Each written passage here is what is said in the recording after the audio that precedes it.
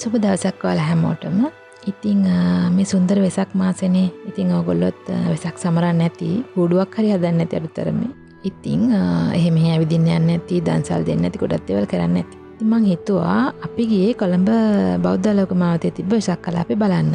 මං හිතුවා ඒක වීඩියෝ කරලා ඔයගොල්ලොත් එක්ක බෙදා ගන්න. මොකද මේ වෙසක් කියලා කියන හැරිම සුන්දර කාලයක් නේ.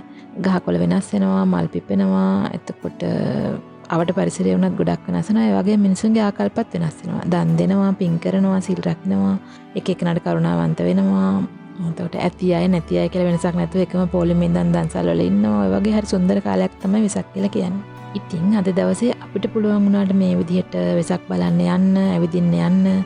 අද ඇති මෙහෙම දේවල් කරන්න කොච්චර ආස හිතුණත් ඒ දේවල් කරගන්න බැරි කට්ටිය. ඒ කියන්නේ ලෙඩ වෙච්ච කට්ටිය ඇති ගෙවල් වල, එතකොට ගෙදර තනියෙන් ඉන්න කට්ටිය ඇති, කවුරුත් මෙහෙම එක්කයි යන්න යන කෙනෙක් නැති තනි වෙච්ච කට්ටිය. එතකොට සල්ලි මිල මුදල් නිසා පාරට බහ ගන්න බැරි වෙච්ච කට්ටිය ඇති, පොඩි දරුවෝ අරගෙන. එහෙම නැත්නම් දුර පළාත්වල කට්ටිය ඇති.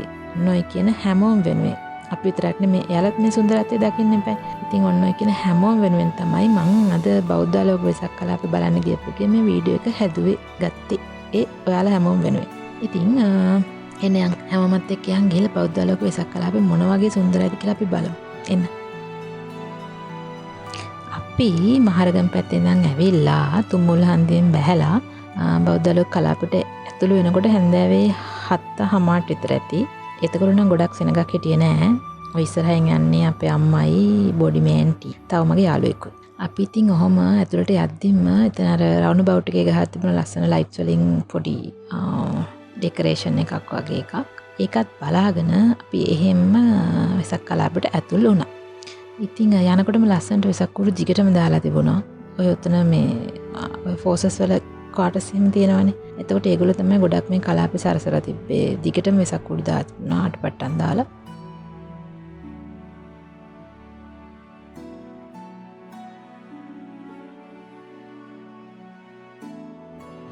මේක තමයි අපි දැක්ක පළවෙනිම කූඩුව. හැබැයි කූඩුව ළඟට ගිහිල්ලා වීඩියෝ කරන්න බැරුණා. මොකද මම එතකොට හිටියේ පාරේ දකුණු පැත්තේ. මොකද තිබුණේ වම් පැත්තේ. එතන ඈතින් දැකපු විදිහට එතන තියෙනවා අර බුදුරජාණන් වහන්සේගේ සතියේ එක සතියකට තියෙන අර මුචලිංග නාගතරනේ. අන්න ඒ ගැන විස්තරයක්. හරි ලස්සනයි ඒ කූඩුව ඈතට. පාටින් හදලා තිබුණා වෙනස් කූඩුවක්. සාමාන්‍යයෙන් අපි දකින්නේ බිම කැරකෙන කූඩුනේ. මේකේ කැරකෙන කොටස ගහලා තිබුණ උඩින්. පොඩි කැටයන් කපලා ඈතට පේන විදිහට ලයිට්ස් දාලා මිනිස්සු ගොඩක් මහන්සිලා ඒ කූඩුව ලස්සනට හදලා තිබුණා. ඊට පස්සේ පොඩ්ඩක් ඉස්සරහට යද්දින් එනවා ඩබල් ඩෙකර් බස් එකක්. අර තට්ටු දෙකේ බස් තියෙන්නේ. මම නම් ජීවිතේට වෙයි ගිහලා නැහැ. හැබැයි මම යන්න ආසයි. ඉතින් ඒක කට්ටියක් නැගගෙන එනවා. ඉතින් මම ඒකත් ෂේප් එකේ වීඩියෝ කරගත්තා. ඔය ගියපු කට්ටිය ඇති මම නම් ගිහලා නැහැ කවදාවත්. හැබැයි යන්න ඕනේ මැරෙන්න කලින් දවසක. කොහොම ටික දුරක් ඉස්සරහට ඇවිදගෙන යද්දී හමුදාවේ කට්ටිය එතන කඩල දන්සලක් දෙනවා. ඒක නම් මාරම රසයි. හැබැයි ඔය කඩල දන්සල විතරයි අපිට වෙසක් කලාපෙම දන්සලකින් කියලා කන්න බොන්න හම්බුනේ. මොකද අනිත් ඒ වගේ ඉස්සරහට ඇද්දි බලා ගන්න පුළුවන් දිග පෝලින් තිබ්බා. සෑහෙන දිග පෝලින්. ඒ දන්සල් කාලේට දන්සල් වල පොලිමේ ඉන්නවා කියන එකේ තියෙන වෙනම දෙයක්. ඒක හරි විනෝදයි. ඉතින් සෑහෙන දුර පෝලින් තිබ්බා. ඉතින් අම්මයි අර ගියපු අනිත් ඇන්ටි ටිකක් වයසයිනේ. ඉතින් එයාලට ගොඩක් වෙලා පෝලින් වල ඉන්න බැරි නිසා අපිට අනිත් දන්සල් එකකටවත් යන්න බැරි වුණා. අපි කාපු පළවෙනි සහ අවසාන දන්සල තමයි ඔය කඩල දන්සල. හැබැයි ඒක රසයි. පිළිවෙලට දීලා තිබ්බා හරිම රසයි. මේක තමයි ඊළඟට අපි දැකපු කූඩුව. ඒක ටිකක් ලොකු කූඩුවක්. හරි ලස්සනයි. මොකද ඒක මේ හදලා තිබුණේ ඔක්කොම අර මේ කොළ జాති වලින්, වේලිච්ච කොළ වලින්. ඒ කියන්නේ නියඳ, පොල් කොළ වගේ එක අමුද්‍රව්‍ය තමයි යොදාගෙන තිබුණේ. ඒක හරි ලස්සනයි. සම්බුදු තෙමඟුල සීකල කියන බුදුරජාණන් වහන්සේගේ උත්පත්තිය, සම්බුද්ධත්වය, පරිනිර්වාණය සිහිපත් කළා තමයි ඒ කූඩුව හදලා තිබුණේ. ඒකෙන් මං ආසම කොටස තමයි අර භාග්‍යතුන් වහන්සේ අර බොමැඬ භාවනා කරන කෙන බුද්ධත්වයේ ලැබෙන තැන ඒ තිබිච්ච S2. ඒගොල්ලෝ හරි අපූර්වට හරිම ශාන්ත විදිහට ඒ කොළ වලින් උනත් ඒ S2 අරගෙන තිබ්බා. මම ඒක දිහා ටිකක් කළා බලාගෙන හිටියා. මං හිතන්නේ ඔයගොල්ලොත් ළඟින් බැලුවොත් ඔයගොල්ලන්ටත් මට දැනෙන දේ ඒ විදිහටම දැනේවි. ඒ තරම් ශාන්තයි. ඒ රූපේ හදලා තියෙන විදිහ ඒ තරම් දක්ෂයි අපේ කට්ටිය.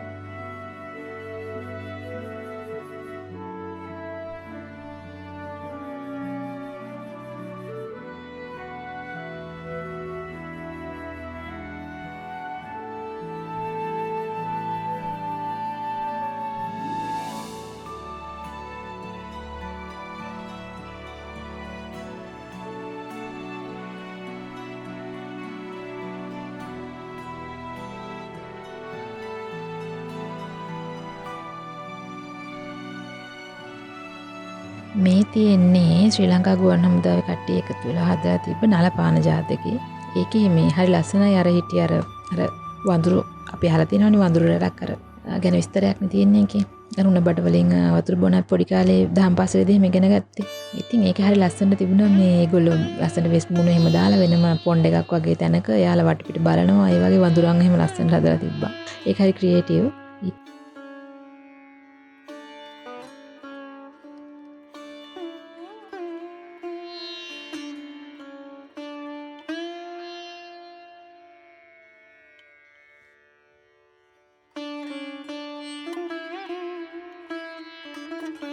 මේක රත්මලාන එයාෆෝස් කැම්ප් එකේ කට්ටිය හදපු එකක්. ඒකට පත්තර පොලිතින් කඩදාසි ඉවතලන දේවල් ඒ වගේ තමයි හදලා තිබුණේ. අපි මේ සමහර කූඩු හදපු ඒ කියන්නේ කට්ටිය ළඟ ඉන්නවනේ එයාලා හදපු කූඩු. මට මහන්සි වෙච්ච කට්ටියක එක්කෙනෙක් හරි. එයාලත් එක්ක කතා කරද්දී ගොඩක් කට්ටිය කිව්වේ එයාලට මේ ඒ කියන්නේ මාසෙකට වඩා අඩු කාලයක් ඇතුළත තමයි හුඟක් කූඩු හදලා තිබ්බේ කියලා. සමහරව අතින්ම දේවල් කරලා තිබ්බා. සමහරව ලේසර් කටින් පාවිච්චි කරලා තිබ්බා. ඒ වගේ අපි සමහරුත් එක්ක විස්තර කතා කරා. හැබැයි ගොඩක් අය ඉතින් එක දිගට ගොඩක් මහන්සිලා තිබුණා ඒ කූඩු හදන්න. නිදි මරාගෙන. ඒවා හරි ලස්සනයි. ලංකාවේ මිනිස්සු මේ කොච්චර ක්‍රියේටිව්ද කොච්චර නිර්මාණාත්මකයිද කියලා තේරෙනවා මේ වගේ මේ වෙසක් කාලයකට පාරට බහැලා බලද්දී මිනිස්සුන්ගේ අදහස් සමහර අමුද්‍රව්‍ය අපි ජීවිතේට හිතන්නේ නැති දේවල්. ඉතින් හරි ලස්සනයි.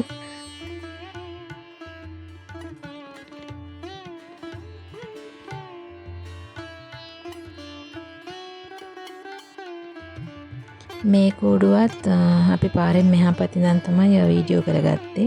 ඉතින් ඒකෙත් කැටයන් නම් ඈතට ලයිට්ස් වලට ලස්සනට පේනවා කපලා තියෙන ඒවා.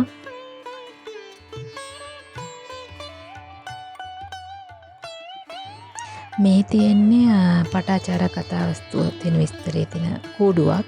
ඒක ටිකක් වෙනස්. මොකද මේ සාමාන්‍යයෙන් අපි දකින්නේ එහෙම මේ කූඩුවක් සාමාන්‍ය විදිහට දකිද්දී ඒක අර තොරණ විස්තරේ වගේ කතාව අංක කරලා නැහැනේ.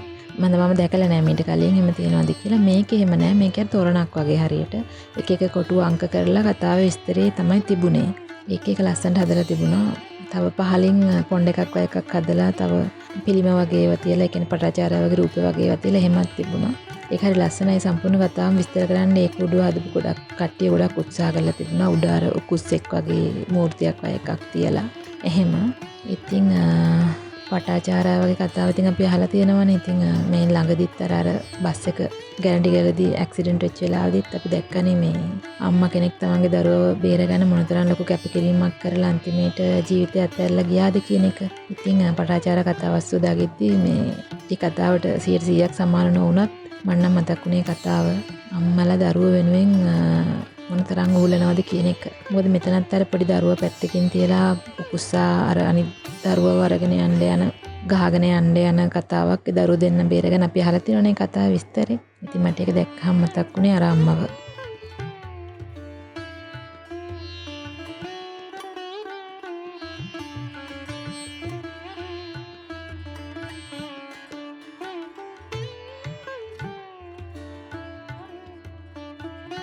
එතකොට මේ පාරෙන් එහා පැත්තේ තියෙන රූකඩ සංදර්ශනයක්.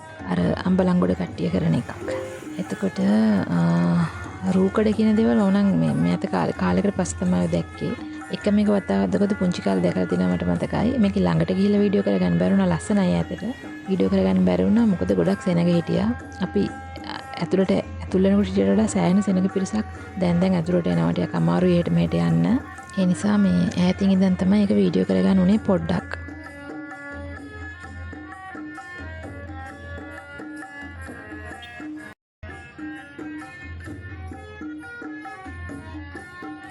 මේ තියෙන්නේ කොත්මලේ ආයතනයේ ටීම් එකක් හදලා තිබුණු වෙසක් කෝඩුවක්. එතන හිටියා ඒක ඒ හදන්න උදව් කරපු ඒ ටීම් එකේ හිටපු එක අංකල් කෙනෙක්. එයා කතා කරා හරි ෂෝක් එයා. ඉතින් ආහද්දයා කිව්වේ මේ දවස් 5කින් තමයි මේ ලස්සන කෝඩුව හැදුවා කියලා කිව්වේ. එතකොට මේකේ ඉඳලා තියෙනවා 5 දෙනෙක් එයාත් එක්ක. ඉතින් එයා කිව්වේ මේ දවස් ගාණක් එක දිගට නිදි මරුවා. අද හරි මහන්සි. මම මෙතන ඉන්න ඕන නිසා නිින්ද යන හින්දා දවල්ට කෑවෙත් නැහැ කියලා. මිනිස්සු කොච්චර කැපකිරීමක් කරනවද මේ වෙසක් උත්සවේ සමරන්න කියලා හිතුනේ වෙලාවේ.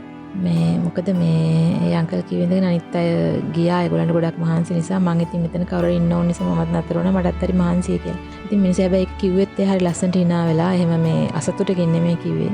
ඉතින් හරි සුන්දරයි වෙසක් කියන එක මිනිස්සු මේ හරිම කැපවීමෙන් ආසාවෙන් අපිත් පුංචි කාලේ අර උණ බට හොයාගෙන පුළුවන් විදිහට සවකඩ දාසි හොයාගෙන එහෙම කූඩු අලවගෙන කියන්නේ පොඩි කාලේ නම් ටිපන් දාන්නේ ගොඩක් වෙලාවට දාන්නේ. උලඟට වැදිලා ගිනි ගත්තත් අපි ඒ කරන ටික උනත් හරි ආසාවෙන් තමයි කරන්නේ. ඉතින් මේ මිනිස්සුත් ඒ වගේ කැප වෙලා මහන්සි වෙලා තව කෙනෙක් ඒව දිහා බලලා hina වෙලා ටිකක් ඉඳලා සතුට වෙලා යන එක දකිද්දි ආයේ මිනිස්සු මොනවලත් අමුතු සතුටක් ඇඳෙනවා කොච්චර මහන්සියක් අත්තරේ. ඉතින් මේ කුඩුව හදලා තිබුණා කිව්වේ අර කළු ලොකු ඩිමයිකොල වගේ අර අපි කියන්නේ ලොකු කොළ දෙන කළු ඒ වගේ ඔය කපලා තියෙන ඒවා නම් ලේසර් කටින් කියලා කිව්වා. ඒ කියන්නේ අතින් කපපුවා නෙවෙයි මැෂින් වලින් කපපුවා. ඒක හරි ලස්සනයි. ඉතින් බලාගෙන ඉද්දි පිළිවෙලයි.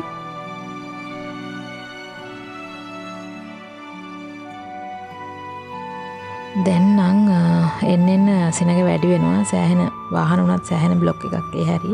ඉතින් පොඩි ළමයි එහෙම අරගෙන හුඟක් කට්ටිය අපි දැක්කා වාහනවල නම් බලාගෙන යනවා හිමීට. ඉතින් හිමීට උනත් කට්ටිය එහෙම කිසි ගලබලයක් නැතුව ඉතින් යනවා සහයෝගයෙන්. කවුරුත් එහෙම කේන්තියෙන් කෑ ගහනවත් එහෙම මොනවත් අපි දැක්කේ නෑ. ඒක තමයි ඉතින් වෙසක් කාලයකට වෙන්න ඕන. ඉතින් මොන කුඩු මොන දේවල් ඒ දේවල් ආමිස පූජා තමයි. හැබැයි මිනිස්සු ආධ්‍යාත්මිකව කරන වගේ ඉවසීම වගේ පරිත්‍යාගය වගේ සුන්දර දේවල් තමයි වෙසක් කියන එක ඇත්තටම අර්ථවත් කරන්නේ. අපි අහලා තියෙන ධර්මයට අනුව මේ ඈතින් පේන්නේ නෙළුම් කුළුණ. නෙළුම් කුළුණ එදා හරි ලස්සනයි. මේ ලයිට්ස් දාලා තිබුණා බෞද්ධ කොඩියේ පාට වලින්. එතකොට නිල් කහ රතු සුදු තැඹිලි වලින් ලස්සනට දාලා තිබුණ බෞද්ධ කොඩියේ පාට. මේක පැහැදිලිව පේන්නේ දුර වැඩි නිසා පාට ටික නම්. හැබැයි ඇස් දෙකට දාගෙනට එක ලස්සනයි. එතනින් එහාට තිබුණා මේ කොළඹ තර්ස්ටන් එකේ ළමයි හදපු කූඩු. එතන නම් හරි ලස්සන කූඩු තිබුණා. ඒ කියන්නේ ළමයින්ගේ වයසේ හැටියට මේ ළමයි ගොඩක් දේවල් කරලා තිබුණා. එයාලට ගොඩක් අපි කතා කරද්දී ළමයි කිව්වේ අර ටික දවස් ඇති වෙතනේ උපරිම දවස් 10ක් වගේ. ඉතින් ඒ දවස් 10 ඇතුළත එයාලා අවශ්‍ය අමුද්‍රව්‍ය හොයාගෙන ලස්සනට කූඩු හදලා තිබුණා. පොඩි පන්ති වල ළමයින්ගේ කූඩුත් තිබුණා. ඉතින් ලස්සනයි. හැම එකම හරි පිළිවෙලට ලස්සනට හදලා තිබ්බා. ඒ ළමයි එතන හිටියා. ඉතින් හරි ෂෝක් ඉතින්. ඒගොල්ලෝ ගොඩක් මහන්සිලා තිබුණා. එයාලත් මේ තර්ස්ටන් එකේ ළමයිනුත් මේක හදද්දී ගොඩක් පාවිච්චි කරලා තිබුණේ මේ පොලිතින් වගේ දේවල් නෙමෙයි, පරිසරයට හානි කරන දේවල් නෙමෙයි. ගොඩක් අය බටපතුරු, පත්තර, කඩදාසි, එතකොට ලී කෑලි වගේ අර ඉවතලන දේවල් වලින් තමයි ගොඩක් කට්ටිය මේ කූඩු හදලා තිබුණේ පරිසර හිතකාමී විදියට. මෙන්න මේ කූඩුවට තමයි මට ගොඩක් හිත ගියේ තිබිච්ච දේවල් වලින්. ඒ කියන්නේ මේ කූඩුව හදලා තියෙන්නේ 7 වසරේ ළමයි. එයාලා එතන හිටියා ඒ පැටව ටික. හරි ලස්සනයි ඒ කූඩුව හදලා තිබුණ විදිය. ලනෝ ඒ වගේ දේවල් පාවිච්චි කරලා හදලා තිබුණේ. ඊටත් දවස් 10ක වගේ කාලයක් ඇතුළතදී ළමයි 5 දෙනෙක් 6 දෙනෙක් විතර එකතු වෙලා තමයි ඒ කූඩුව හැදුවේ.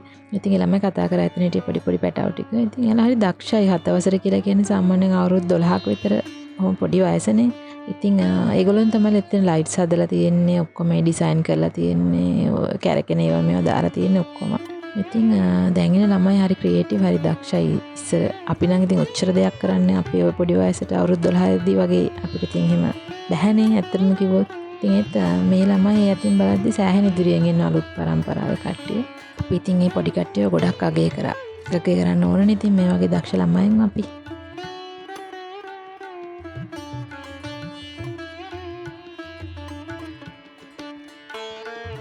ඒ පාර වටේ බිල්ඩින්ග්ස් වලට හැමවත් ලස්සනට ලයිට්ස් දාලා හරි ලස්සනට සරසලා තිබ්බා. ඒක නිකන් වෙනමම පැත්තකට ගියා වගේ, වෙනමම ලෝකයකට ගියා වගේ ෆීලිං එකක් තමයි තාමට දැනෙන්නේ එතන ඇවිදගෙන යද්දි. ඉතින් ඒ ඇස්සේ වෙසක් හඳ ඇවිල්ලා බලනවා මිනිස්සු මොන විදිහටද වෙසක් සඳහා සූදානම් වෙලා ඉන්නේ. එහෙම කියලා වෙසක් සඳ ඇවිල්ලා හොරෙන්ම හසින්දා මිනිස්සු දිහා බලාගෙන ඉන්නවා. අපි දැක්ක මෙන්න මේ විදිහට.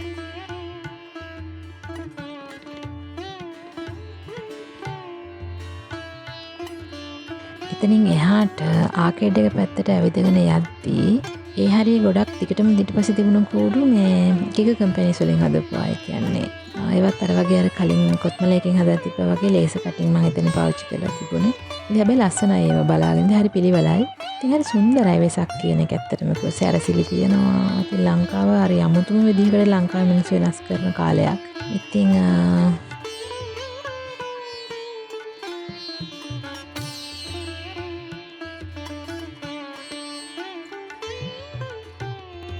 මේ ඉන්ඩිපෙන්ඩන්ස් ආකේඩ් එක ඉස්සරහා. එතන ලස්සනට අර බෞද්ධ කොඩියක් හදලා තිබුණා පොඩි පොඩි බකට් වගේ වගේ. පොන්ඩ එක ගාවම තව ඊට හැබැති තිබුණා භක්ති ගීත වගේයක්.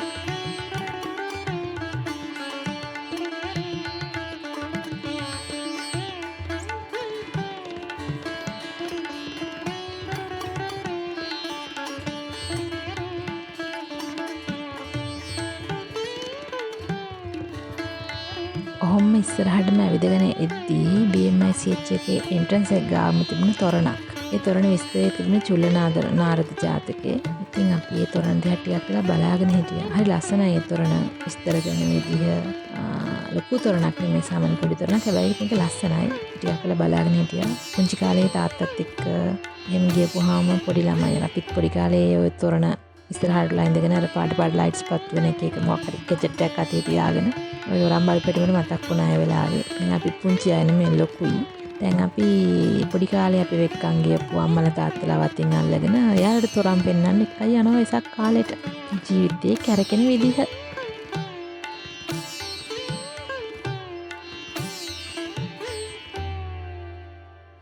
ඊට පස්සේ අපි ගියේ BMICH එක ඇතුළෙත් තිබුණා. තව ලස්සනට සාසලා තිබුණා. ඒ වගේම ලස්සනට තිබුණා කූඩු ගහපු කුටි වගේක්. අපි ගියා ඒ කූඩු ටික බලන්න. එතනත් සෑහෙන සෙනඟක් හිටියා එදා. කොහොමත් මේ කලාපේ සෑහෙන සෙනඟ හිටියා අපි. එනකොට වඩා ඔය මේ හරියට එද්දී ගොඩක් සෙනඟ හිටියා. අඩිය යන්නත් අමාරු විදියට. එච්චර සෙනඟ පිරලා තිබුණා. මේ තියෙන්නේ සත්ති කුම්භ ජාතකේ. හැබැයි ඒක හදලා තිබුණේ ගොක්කොල වලින්. ගොක්කොල හරි අපූර්වට නමලා හැඩ කරලා හරි අමුතුම දෙයක් මන්න හිතා ගන්නවත් බෑ මිනිස්සු කොහොම මේ තරම් දේවල් කරනවද කියලා. කොච්චර මහන්සියක් වෙන්නේ නැද්ද? කොච්චර දේවල් හොයන්නේ නැද්ද? කොච්චර කැප වෙන්නේ නැද්ද? මන්න හිතා ගන්න බෑ මිනිස්සුන්ගේ තියෙන ශ්‍රද්ධාව ගැන සහ ඒ තියෙන දක්ෂතාවය ගැන. වෙසක් කාලේ තමයි ගොඩක් ඔය වගේ අමුතු තැන් වල ලංකාවේ හැංගිලා තියෙන දක්ෂම කට්ටිය එළියට එන්නේ මං හිතන්නේ. වෙසක් වල තමයි ඉදී හොඳටම සිද්ධ වෙන්නේ.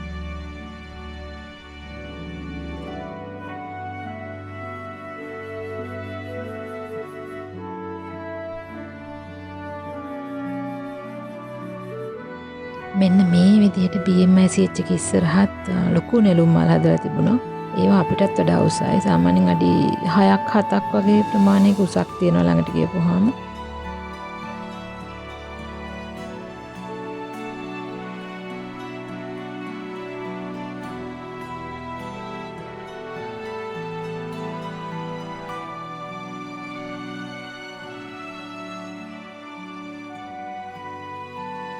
මේ තියෙන කූඩුව ඒක ගොඩක් කොළ ಜಾති වලින් වගේ තමයි හදලා තිබුණේ. හංසෙක්ව පේනවා ඒ කූඩුව කැරකෙද්දී. ඉතින් ලස්සනයි. ඒකට නම් සෑහෙන මහන්සිලා තියෙනවා. අනිත් ඒවලටත් මහන්සිලා තියෙනව නැත්තේ නෑ. ඒත් මේකට වෙනස් ගොඩක් කොළ ಜಾති තමයි ඒකේ තිබුණේ හදන්න අරගෙන තිබුණේ. ඔක තිබුණේ මේ BMICH එක පහු කරගෙන බොරැල්ල පැත්තට ඇවිදගෙන යති. මේ වෙද්දි නම් සෑහෙන සෙනඟ. ඉතින් අමාරුවෙන් තෙරපි තමයි ඔය කූඩු ගොඩක් බැලුවේ වගේ ඒ වෙලාවේදී. හැබැයි ඉතින් මිනිස්සු එහෙම ඇඟේ හැප්පුණා කියලා රවන්නේවත් ගොරවන්නේවත් බනින්නේවත් එහෙම නැහැ. හැමෝම ඉතින් hina වෙලා ඉවසගෙන ඉතින් ඒක හොඳට විඳිනවා දැක්කා වෙසක් කියන එක.